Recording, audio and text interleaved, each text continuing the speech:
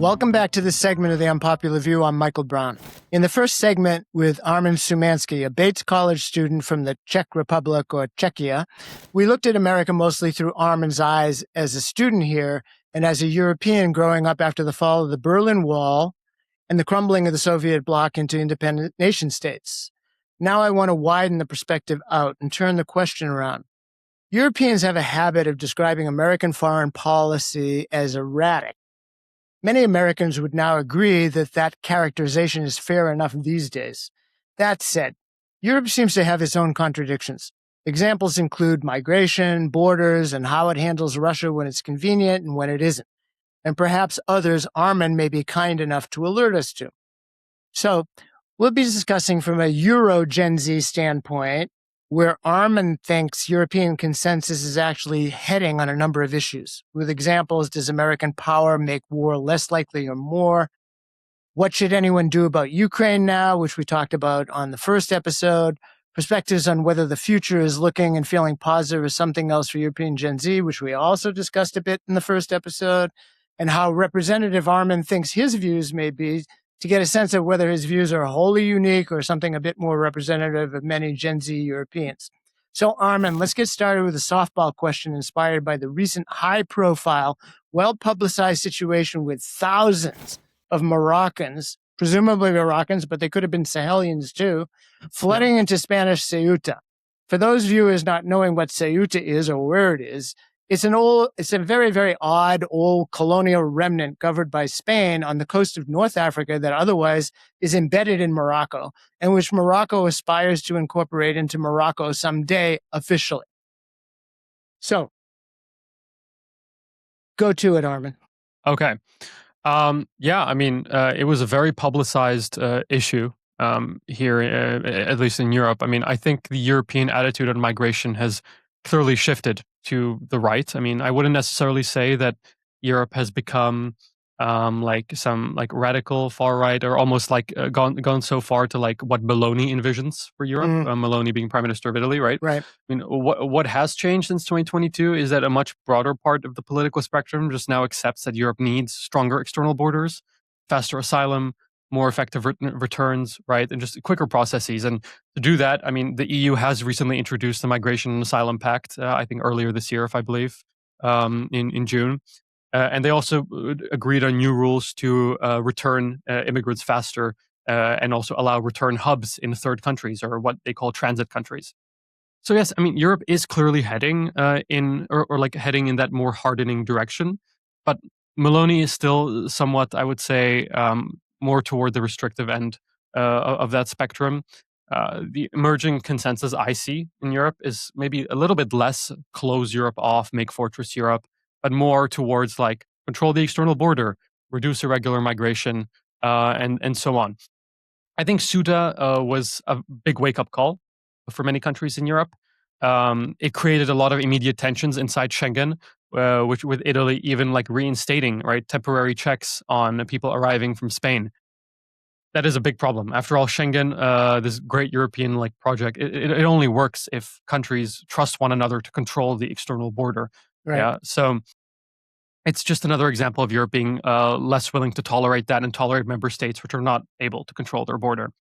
Spain is an interesting country when it comes to how it's handling Ceuta, because it is more interesting. It has put a more hardline measure in this specific instance, but in general, it has pursued a very large regularization program for undocumented immigrants, right? Trying to legalize over 500,000 of them in Spain within a few months. Right. So it's certainly quite a polarizing issue. Well, I think it's polarized I don't know how much it's polarized in Spain, but I know that in Scandinavian countries where there's been, in Germany too. I mean, with Angela Merkel, many years ago, there was an influx of countries people from Turkey in particular, if I'm correct, and Syria, I think. And just unfortunately is become a bit of a bit in the UK and in Scandinavian countries, Sweden in particular. There's been just a lot of conversation, I know, over the last decade about people from specific countries that have a strong affiliation to Islamic or Muslim identity in Absolutely. particular. And what happened with this sort of some think it was kind of people just can't understand how all those thousands of people could have entered Ceuta without there being some sort of I haven't heard the word collusion, but some sort of a collective plan between, some have suggested between Algeria and not so much Morocco, because those two, have their own dispute over the Western Sahara. But there's all this complex, sub-regional geopolitical stuff. And then there's, international geopolitical stuff that leads to immigration issues. So, I would just quickly add, I mean, you also have a lot of questions being asked within the EU that reflect that, right? Like, for example, how restrictive should these asylum procedures be? How much do you outsource migration to countries like Morocco, Libya, or different transit countries? And how aggressively do you return these people? And most importantly for Europe, I mean, how do you balance all of these issues and questions with Europe's legal and humanitarian obligations, right, which are still important to many of the member states? So it's certainly something that's being discussed, and there's no one solution. I would also touch upon that Europeans take a more rightward view on specific types of immigrants, right? When it comes to immigrants from the MENA region, Middle East, North Africa, there is a much more skepticism there, and much more basically unwillingness to accept too many more immigrants from those areas. Whereas the Czech Republic, Germany, Poland has seen an influx of millions of Ukrainian refugees. Right, only the Czech Republic alone, the Czech Republic's population increased by 5% because of Ukrainians, which is huge. Wow. And there is a much more positive view towards these types of refugees because they integrate much easier. They're much culturally closer, right, to the other Europeans. So obviously, government doesn't have as many issues integrating them. They spend less money of them, and Ukrainian refugees are net positive very quickly when coming as a refugee to a country. So it is very split with immigration. So two just quick follow-up questions on that. Is Gen Z supportive of that?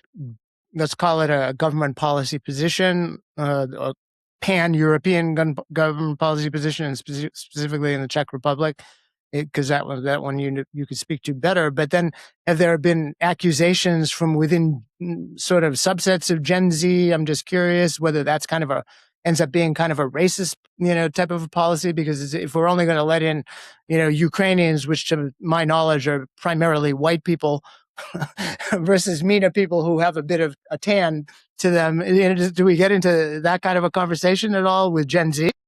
Yeah, I mean, I won't deny it. I mean, you've seen many, especially young men, right, tilt very much to the right.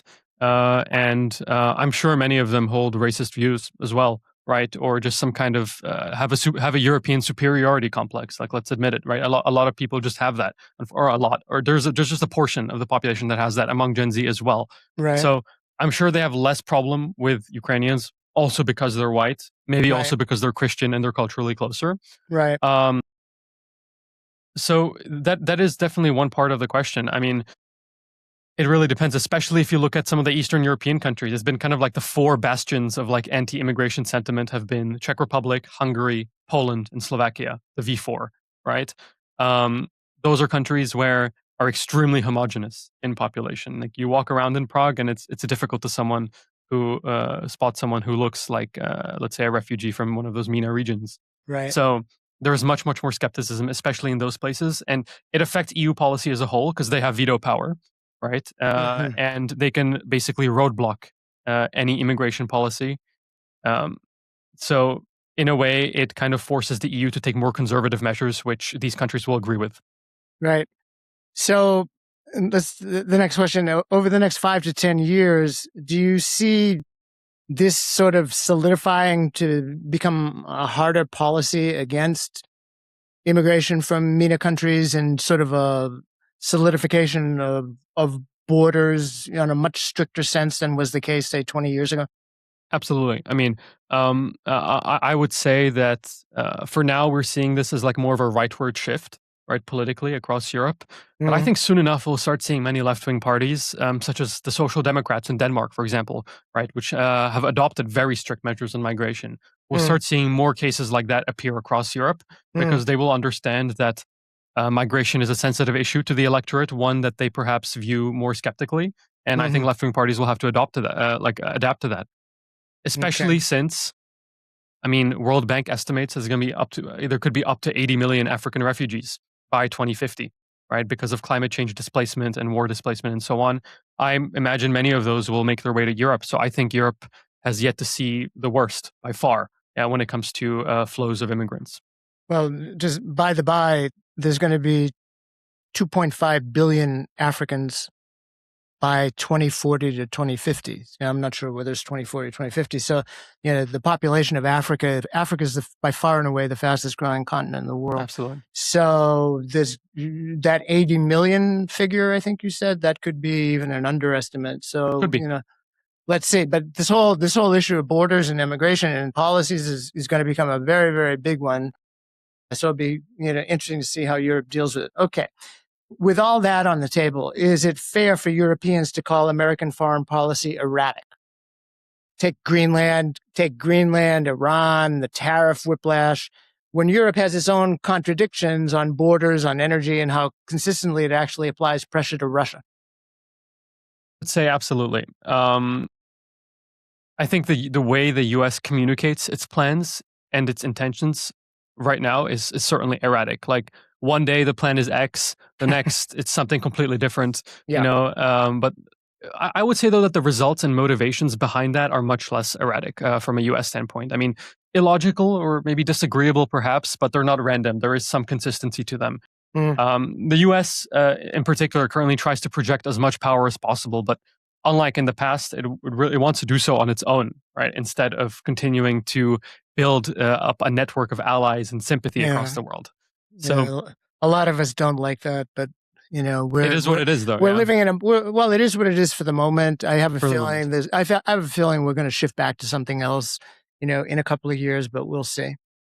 Yeah. Okay. So this has confused the world because, at least me personally, I think what makes America powerful is its allies and the international system that it has helped build around itself. Yeah, I think a lot of us. I'm not sure about Gen Z in the United States, how they feel. You probably have a better sense of that than me. But I think for those of us that are in older generations, I think we tend to agree with you on that, alliances, coalitions, you just cannot operate in the world independently and think that you can get away with it. You just can't. And we're proving it now in Iran and in different places. What happened, the projection of power that President Trump did with Venezuela and Maduro, that's kind of a one-off thing. And, that whether it really changed anything fundamentally in Venezuela, in a good or a bad way, it's even hard to evaluate that. But, putting that ability to do unilateral action aside, the kinds of problems we're facing with climate change, with migration, with global economy, with AI, with everything, it's just complex. And the world, has to figure out how to work on a more collaborative basis. But we seem to be getting worse and worse at it as opposed to better. But anyway, let's move on to the next topic. What American power does. From where you're sitting, does American power currently reduce the odds of conflict, or is it a destabilizing risk for Europe, or both, depending on where you look?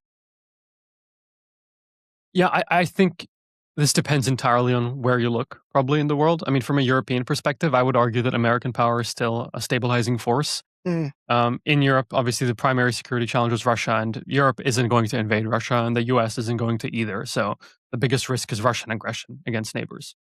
Now, in that context, a strong American presence raises the cost of military escalation and therefore strengthens deterrence against an adversary like Russia. So I would argue that in the short and medium term, the strongest guarantee of peace is a Europe that obviously is militarily stronger, thanks to this push from the US administration, but is still backed by the US ideally.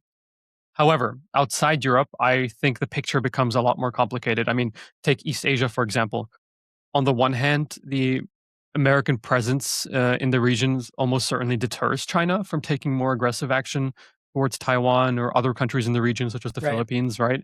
Right. So in that sense, you could say that American power helps preserve the existing balance. But when I was looking at this a couple of days ago, I also think there's another side to that argument. I mean, the more heavily the U.S. commits itself to the region, the greater the possibility that any future crisis between the U.S. and China could cause a direct confrontation between those two nuclear powers, right? Yeah. And if the U.S. withdrew, Mm-hmm. Taiwan and other countries may be incentivized to work more closely with China and could potentially avoid a war in the region altogether. Although that would probably come at the price of individual freedom and democracy in many of those countries. So I think it's very difficult to answer, especially in the East Asia context. It's very difficult to answer that question with a simple yes or no. But yeah, that's a hornet's nest when we get into Taiwan and China and the United States and Philippines and all. It's really tricky. So we won't deal with that one here. But I think there's arguments on both sides. But I think most people from the United States perspective, anyway, would think that continued United States support for Taiwan, given the United States' current perception of China as its major threat in terms of global security and threat to the United States directly. I have a feeling that continued support for Taiwan will be going on for some time. So yeah, Taiwan's extremely important to the world, to manufacturing, to chips. It's vital for all of us. Yeah. Okay. So did we get to the most troubling trend you see in U.S. foreign policy? Not yet, but I'm happy to talk about it. All right. It's a difficult question. I think definitely the gap between maybe America's long-term strategic priorities and where it's actually spending its military attention and ammunition in light of the Iran war as well. I mean, Washington's own 2026 defense strategy that came out recently, or a few months ago, is very explicit that the central challenge is China and that the U.S. needs to build some sort of a denial posture in the Indo-Pacific to China. But exactly when that's becoming more important for the U.S. to do that, they're deeply committed militarily in the Middle East, in Iran especially. And obviously there is a steep cost to that. I mean, the war has consumed enormous quantities of precision weapons, air defense interceptors, as well as global prestige as well, right? So rebuilding some of those stocks and those relationships will take many, many years.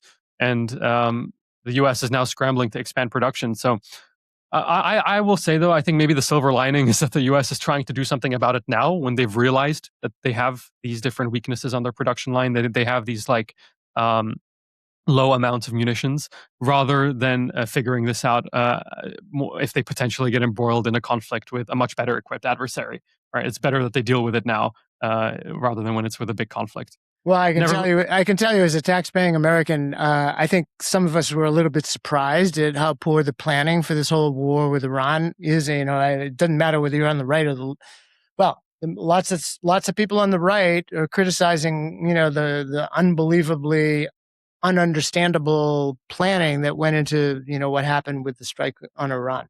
And I'm not talking about the one, on Fordo. I'm talking about the war, the current war that's never been officially declared a war or sanctioned by the U.S. Congress.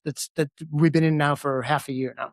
Special military operation. And to learn that we hardly have any more interceptors and we're run down and people denying it. The Secretary of War denying that that's even the case.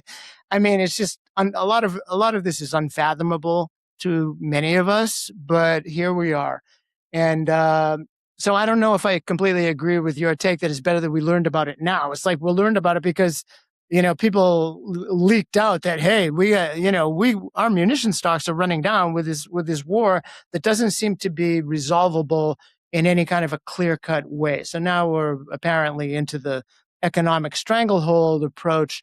But, I actually did a podcast on talking about Iran about 4 or 5 months ago when I was just doing it by myself. And there's something called the Karbala complex. This isn't really, I just mentioned this in passing.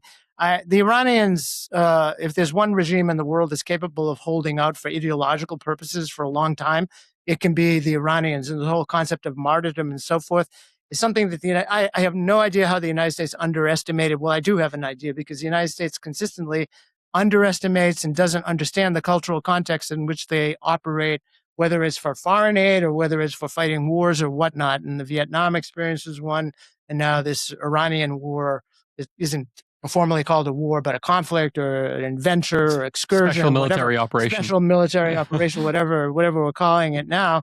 It's just unfathomable to a lot of us. But anyway, here we are. All right, I would add just very, very shortly there. I think, though, we must also differentiate Iran a bit from some of the other conflicts the U.S. has been embroiled in the past. I would say the U.S. hasn't attacked an enemy like this that has so much internal opposition to the actual government in Iran. If you look at the protests that take place practically now every year, every 2 years, something spikes. Recently, just a year ago, there were protests. Tens of thousands of people were killed, according to many estimates. It was a horrible massacre. Right. It is estimated that at the minimum, on the most conservative estimates, that 75% of Iranians are heavily opposed to the Islamic regime, right? So it is very different. My father, coincidentally, actually lived in Iran for 6 years in the 80s. Yeah. So he told me a bit about his experience and his interpretation of the culture as well. So it is a slightly different case. Although, yes, the operation perhaps wasn't the best planned, and it is a big problem for the United States now how to back out of this or what to do. Maybe I'll have your father on a forthcoming podcast we can talk about Iran, because that one is a rich topic. I myself, it's one country, I've been to 80 plus countries. I've never been to Iran. I always wanted to go there. Absolutely have to go. But in any event, let's put Iran to the side, because we could spend the next few hours on that. Let's talk about the Ukraine, which I know we've already mentioned the Ukraine, but tell us, you've given a bit of a perspective of what the Ukraine situation looks like from Prague, but what should Europe actually do about Ukraine from here on? Should it fund it indefinitely? Should it push for settlement, or what? Yeah, I think we should look at what the current scenario does to all the parties involved, right? For Ukraine, perpetual war is terrible news, right? For its population, industry, its future. However, another nation that also suffers from the state of affairs is Russia, right? Like, the war is bleeding Russia dry. The manpower, its equipment, money, oil, strikes on Russian equipment, labor shortages. It's really bad. From a European standpoint, well, we may feel some like moral calling to end the bloodshed, but the longer this conflict drags on, the stronger Europe is relative to Russia. Right. So it gives Europe a lot of time to basically build up its defenses, its industry, train and prepare its population, and just prepare for perhaps an eventual confrontation with Russia. I hope that does not come to be, but if it does, they would be like prepared for it. So I'd argue it's probably in Europe's interest to fund Ukraine indefinitely, but not too much so that Ukraine wins, as immoral as that may sound. Because on the one hand, it would be a triumph for the West and for democracy, and a big loss for Russia if Ukraine won. At the same time, it would just give Russia time to breathe, recover, prepare again. I mean, take Germany after the First World War, for example. So you're very cynical about Russia. Yeah, I am. Yeah, I admit that. I mean, is it? And that's kind of a Gen Z Euro position. No, I don't think. I think I'm definitely more cynical than most. Yeah, I have worked in the past with Russian opposition groups as well, right? Like democratic opposition groups, and yeah, I admit that I have certainly a more cynical and like hawkish view on Russia, and definitely in favor of continuing to support Ukraine as long as it takes. But then again, we don't want you. I don't think it's smart to give them too much so that they win, right? It would also be a risk. I mean, you could destabilize Russia. It could lead to regime change and get someone much more aggressive into power. It could also risk that you have the Russian nuclear arsenal or part of it that like get into the wrong hands, right? So you have kind of a realpolitik type of an approach to maybe in this case a little bit. I admit though it's you could have worked for Henry Kissinger. Yeah. in this case, I mean, it is a little immoral, I admit. Yeah, I mean, I just think defeating Russia fully is very risky. Yeah, okay, it's very risky. So, what do you want the United States specifically to do, given your position? You know, your unique, your Gen Z position, which isn't necessarily the position of all Gen Z vis-a-vis Ukraine in Europe. But what do you think the U.S. should specifically do? Should it sustain, scale back, or condition its aid to Ukraine? And Yeah, great question. I mean, I think the U.S. should definitely sustain its support for Ukraine, but make it maybe clearly just more conditional and strategic. With like maybe tie that aid to something. So just to like round this out, I would say from an American perspective, the cost benefit argument is still pretty compelling. I mean, the U.S. can seriously weaken a long-term strategic adversary without deploying troops. And Ukraine provides a ton of real-world information about Russian capabilities and modern warfare. So it's hugely beneficial for the United States, in my opinion. I think the U.S. should put a condition on governance, right? So even under martial law, I think Washington should just like keep pushing Ukraine on anti-corruption institutions, judicial independence, and media freedom. Even though Ukraine is already like relatively, it's wavering on the democracy index. It's Right. okay. Like it's Mhm. like it's a hybrid democracy almost, or I forgot what those are called. Like not a perfect democracy, but it would make just the case for continued support much easier if there were these conditions tied to it. Mhm. Also, I think the US and allies are in a position of enormous leverage against Ukraine, which would force them to accept many of these measures and after the war is done, hasten their entry into like institutions like EU or NATO. Was that allowed? Like, was that not barred in some kind of a peace deal? So that So, would be the outcome that you hope for. yes, personally, yeah, like just sustained support with some limited conditions to strengthen Ukrainian democracy. Okay. Now, where I might differ on like what winning looks like, Mm. on like or like what Czech peers think about what winning means, Mm. I don't think it means that Ukraine needs to get every inch of territory back. I think that's a little bit unrealistic and too costly. Mm. For me, just an acceptable outcome is just a sovereign Ukraine that Russia cannot successfully dominate, ideally with credible security guarantees and the military capacity to deter another invasion. Um, that's very different from simply like freezing the conflict, right? I would, although I must say, I would like to see Ukraine retake more of Donetsk, Luhansk, Mm. Zaporizhia, and Kherson, which are the four like mainly contested regions. I think they have the capacity to do so, right? Especially since now they're striking Russia further. They have advances in drone technology, and they do have the Russians a bit on the back foot this year. Right. So if they wait a bit, they can get more out of negotiations. But then again, that brings enormous costs on the Ukrainian people. They're having troubles Yeah, I with mean, conscription. we're So kind of in this World War One trench warfare, business that everybody is. I mean, it's just horrible.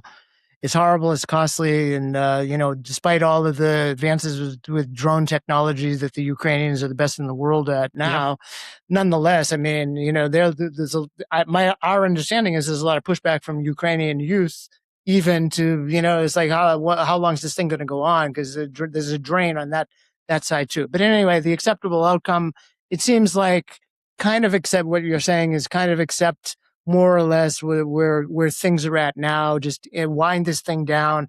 And you think that if the United States maintains sustained pressure on, supporting Ukraine to the best of its ability, given all that we have going on, maybe that outcome can be realized. yeah, definitely. I mean, I also think that Ukraine needs to be a big part of this process, right? We cannot just decide when Ukraine should stop without Yeah, yeah, Ukraine, yeah. right? Yeah, yeah. Obviously, I mean, So like, Zelensky's not going to do that anyway. They're going to keep. They're going to do what yeah, they're going to do, right? if they have the will and the capacity to keep fighting, good for them. I mean, it They're- strengthens Europe's position, it strengthens America's position, it weakens this like eastern axis of like China, Russia, Iran, right. right? So like, it's maybe not the best for the Ukrainians, and it's certainly not the best for the Russians. But like, if they want to keep doing it, we should support them in that. But when they think they have recovered enough territory and it's time to sue for peace, I think Europe, U.S., and any other third actors like Turkey should really help to get that peace deal done. Okay, good. Now let's close this segment down, and we're going to close on back to some of the issues we talked about in the first segment. Is there a real perception gap between American and European Gen Z on America's role in the world? And how much of what you said today travels beyond college-educated youth like you? Yeah, I mean, I do think there is a gap in regards to, or like on what each side expects America's role to be. Mm. In the U.S., there is perhaps a debate, including among younger Americans, I'd say, about whether the country really should be the security guarantor and intervening in so many places, be that Europe, Middle East, Latin America, Asia, etc. Right? Um, I don't think that necessarily means Gen Z is more isolationist in any way. I mean, from what I saw, polling shows that the majority of younger Americans remain quite supportive of some limited international engagement. Uh, but for Europeans, I think they have normally or traditionally taken the American security guarantee much more for granted.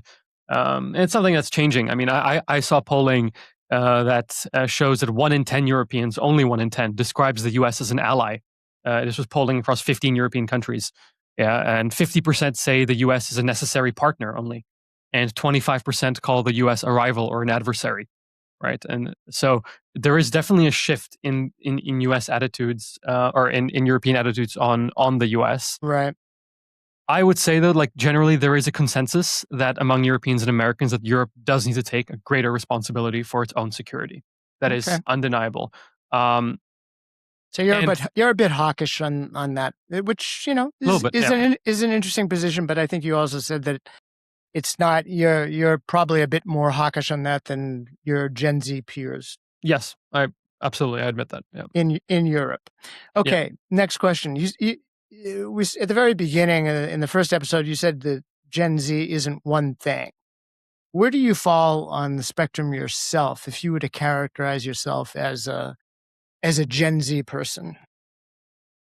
Yeah, which you are. Yeah, which I am. Yeah, which I am. I mean, it's difficult. I mean, back home in the Czech Republic, I was a member for 3 years of a political party called Mayors and Independents. It was the centrist to center right party.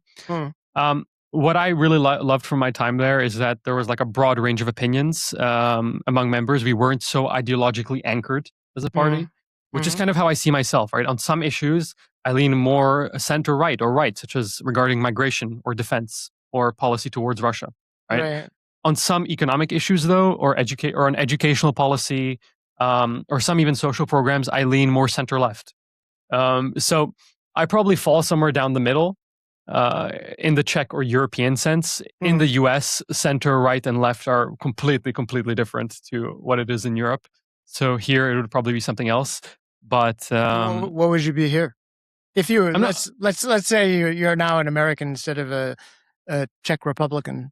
I'm not sure, because like I think on some things I would maybe fall more towards like the Democratic establishment, because I would say the Democratic establishment is like the equivalent of a center-right party in Europe. Yeah, in many ways. But in a lot of the cultural aspects of the Democrats or social policy or cultural policy, I don't really agree with. Like race politics or a lot of like this like ideological politics that they do. I agree more with a lot of the economic program that some of the progressives on the Democratic side do, and of international engagement. So in those topics, I would fall specifically more toward. I would lean more Democratic, but I would love to see more parties in the United States. Although I know that the system is not set up for that, it would be wonderful to have more like plurality in a way. Yeah. There's a number of us agree with you on that. Okay, so last question. No, it's not the last. It's but 2 quick questions. Are you optimistic? Are you pessimistic about the future? And does government suck, or can we hope for a better government once Gen Z takes over? I am both optimistic and pessimistic. It really depends on what. I mean, I realize that I have extraordinary resources at my disposal. I'm lucky enough to be studying at an institution like Bates College, LSE next year, right? It's just like the world is at my fingertips almost, right? I can travel. I have a strong passport. So I have so many options. So in this regard, I'm very optimistic about like what I can do with my life. Right. However, I am pessimistic about those wider societal issues, right? Which will need solving from all of us on this planet. Like climate change, for example. Yeah, that is something that I'm not sure, like how much progress we'll make in the next 10, 15 years. Like I've read a lot of studies saying that like within the next 15, 20 years, many parts of Europe will undergo desertification, right? Which will have constant droughts. We've already seen this in parts of Southern Europe. So there are some issues like that I'm more pessimistic about. However, I would say in general, I take maybe I'm down the middle. Yeah, I'm down the middle on that. If governments suck, I don't think they do. I think some governments suck, obviously, but like I don't think government as a notion does.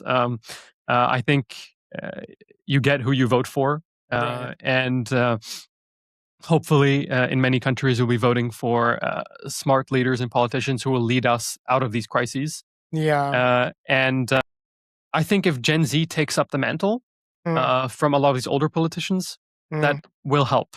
I'm not saying it will make things all perfect and rosy, but it will bring a lot of fresh perspective into this like old guard politics that is being led now all across the world, especially on issues like climate change, for example, which are going to ultimately affect my generation and my children if I have them. So, like, in a way, I think it will make me more optimistic to see more Gen Z people going in. That doesn't mean people who are 20 years old and who are not qualified. That perhaps means people who are in like their late 20s, early 30s, and who have some experience behind them, who have some education, right, and can genuinely bring some positive change. So just a quick aside, you mentioned desertification, which I wasn't expecting you to mention. For 6 years or so, I was the U.S. co-NGO representative to the UN Convention to combat desertification. Well, and I can tell you it was an extremely tedious 6 years or so. This is one convention with the United States. We managed, myself and some others that I work with, we managed to convince somebody who was in the Republican Party who ran the Foreign Relations Committee, Jesse Helms was his name, to ratify the treaty. So the United States actually ratified it, but the United States never put any money into it. And the whole UN convention, that system, I've found to be it's really it's tough. It's tough working with these big conventions on desertification, climate, biodiversity, and so forth. I just say that in passing because it brought back some fond memories of work with other NGOs from around the world. And I also, I don't know if I told you, I actually wrote a couple of books on. This is called Reducing Emissions from Deforestation and Forest Degradation. I wrote that one in 2013. And this one that I wrote, it got published this year. It's called Climate Mitigation, the Land Sector of the Global South, making it work for people and planet. And a lot of what I talk about, I go through a bit the policies, but I talk a lot about why the programming, actually, how we design programs to combat desertification, they haven't been working very well. And I sort of come up with my attempt to be constructive. Here's a potential pathway that might be a bit more successful than those that we've been doing for the last 20, 30 years. I just throw that in. Now, that seems very interesting. I'll have to give those a read. If we can, I can give you some sort of a pathway to find them in a private conversation. Now, you did mention you're launching a political journal, and you might want to just give us as a final note, where people can follow it, and also what are you looking forward to at LSE next year? Yeah, I mean, as for the political journal, my friend and I are still in the process of getting that launched, and we'll hopefully manage to do that by December of this year. So that's nothing official. I will probably be posting about that on my LinkedIn. If anyone's interested, they can connect with me on LinkedIn, and I'm happy to share that. We hope to have just two mediums within that. So one that focuses on more shorter form articles, which can range from 800 words to the 4,000 word articles you might see in like Foreign Affairs, for example, those longer types. That shorter variant will just make it easier to have a frequent stream of publications. And the longer form could be just published papers or articles students have worked on for many months, of course, with like some sort of peer review process, which we'll get from the professors here at Bates. We're hoping that will work out by the end of December, but we're still in the process of setting that up. Now, as for LSE, I'll be going there exactly a year from now, and I'm very excited, especially to just have a wide range of high-level niche classes, which maybe a small liberal arts school cannot offer simply because of its size as a very small institution, right? LSE being a huge institution, I can take classes focused very specifically on defense or EU or something that only some of these big prestigious schools can offer, which is amazing. Also, I can... people forget that it's the London School of Economics and Political Science, right? So I can take a lot of politics classes there, as well as continue doing French, which I'm currently doing, which is nice. C'est bon ça. Yeah. And very excited to be in London in general. I mean, like it's a much bigger city. I mean, I very much enjoy the tranquility of a place like Lewiston. I've been in big cities my whole life. I have no problem at all being in a quiet place. But I'm excited to get back to a bigger city. There'll be a lot of internships, a lot of fun things to do. Okay. And I'll be much closer to home and to my girlfriend who studies in Europe. So it's a win-win for me. Yeah. C'est mieux ça. Okay. Yeah. So anyway, I entered this conversation in segment one being a little bit unsure about Gen Z in the future, but now I'm feeling a bit more on solid ground after talking to you for the last hour plus, Armin. So thanks so much for coming on. This has been great. Thank you so much for having me. Yeah, it's been a pleasure to be here. Thank you so much. You're welcome. So thank you for tuning into this episode of The Unpopular View. If you enjoyed the conversation with Armin Sumansky, please subscribe to our YouTube channel, The Unpopular View with Michael Brown, to watch the full video version of the show. If you want to listen on the go, you can find the audio version of today's show on all major podcast platforms, including Apple Podcasts, Spotify, and Amazon Music. For more updates and behind-the-scenes content, follow us on Instagram at The Unpopular View, subscript Michael Brown, M. Brown. Thanks for watching. See you next time.